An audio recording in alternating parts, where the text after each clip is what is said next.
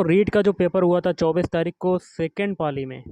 तो सबसे पहले हम लोग इसमें बाल विकास के सबसे 30 क्वेश्चन जो हैं वो विद आंसर के साथ देखेंगे।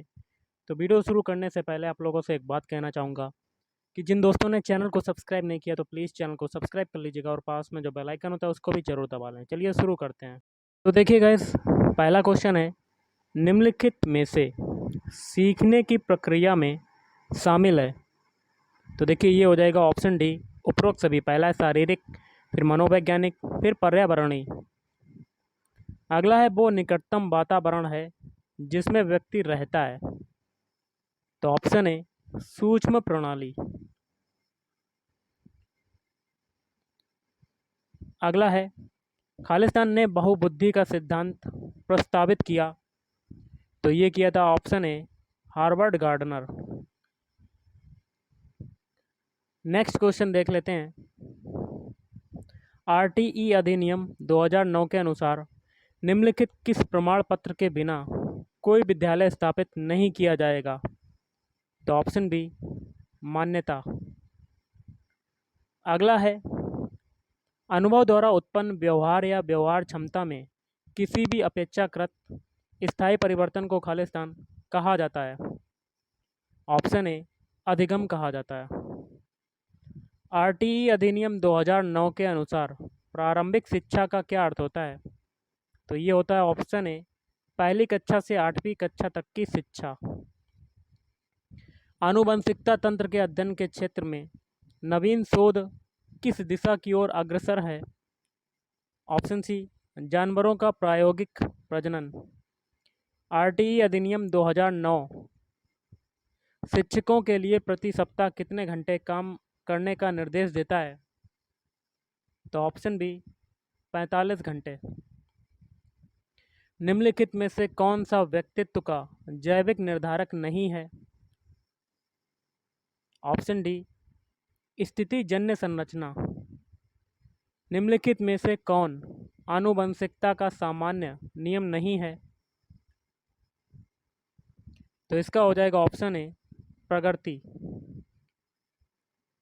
वैज्ञानिक अनुसंधान करने की दिशा में निम्नलिखित में से कौन सा एक कदम नहीं है।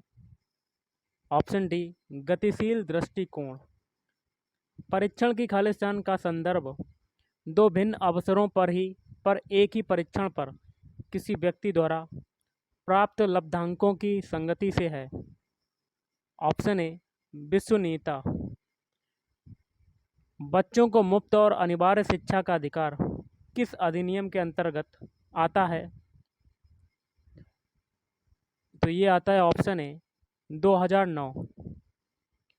शिक्षकों को मानसिक रूप से विक्षिप्त लोगों को निर्देश देते समय यह ध्यान रखना चाहिए कि वे। तो ऑप्शन बी हो जाएगा अधिक व्यावसायिक कौशल सीखें। पारितोषिक तथा दंड के माध्यम से सीखना है। तो ऑप्शन सी क्रिया प्रसूत अनुबंधन। फ्रायड के अनुसार व्यक्तित्व के प्राथमिक संरचनात्मक तत्व हैं। तो ऑप्शन बी इदम अहम और पराहम। स्थिर अवस्था बनाए रखने के लिए शरीर की प्रवृत्ति को कहा जाता है। तो समस्थिति। सीता एक डे केयर सेंटर में काम करती है, वेतन कम है और काम के घंटे लंबे हैं, लेकिन वह बच्चों के आसपास रहना पसंद करती है और उच्च वेतन वाली नौकरी की तलाश करने की इच्छा नहीं रखती है। सीता की प्रेरणा किस प्रकार की लगती है। तो ऑप्शन ए आंतरिक।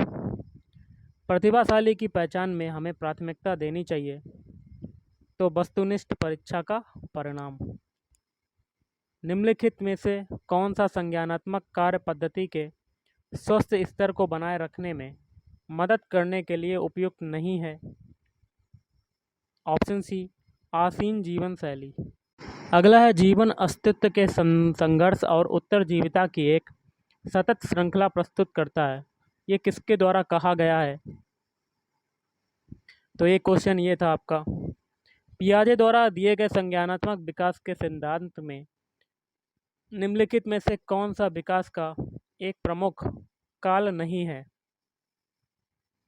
तो चक्रीय चरण, जब कोई व्यक्ति सूचनाओं को संसाधित कर रहा होता है तो मस्तिष्क में चलने वाली मानसिक गतिविधि कहलाती है। तो क्या कहलाती है? ऑप्शन ए अधिगम कहलाती है। फार्मूला है बुद्धि लब्धि निकालने का सूत्र क्या होगा? Option A MA/CA/100। आत्मसात्करण है। ऑप्शन ए वर्तमान स्कीमा का प्रयोग बाह्य जगत के विश्लेषण के लिए। शिक्षा के 3 प्रमुख आधार हैं, तो कौन कौन से हैं? ऑप्शन ए शिक्षक, छात्र और पाठ्यक्रम। डिसलेक्सिया कहते हैं। ऑप्शन ए पढ़ने में कठिनाई। व्यक्ति को चित्रों की एक श्रृंखला दिखाई जाती है और उसे एक कहानी बनाने के लिए कहा जाता है। यह खालिस्तान प्रक्षेपी तकनीक में प्रयुक्त किया जाता है।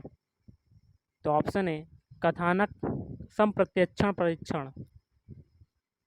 निम्नलिखित में से कौन सी व्यक्तित्व का आकलन करने के लिए व्यक्तिगत निधि विधि नहीं है? तो ऑप्शन डी निर्धारण मापनी। और आज का लास्ट है, बाल विकास का क्वेश्चन लास्ट है। निम्नलिखित में से कौन सा मानसिक मंदता के वर्गीकरण के अंतर्गत नहीं आता है? तो तीव्र मंदता। तो गाइस आज के इस वीडियो में इतना ही। Thank you.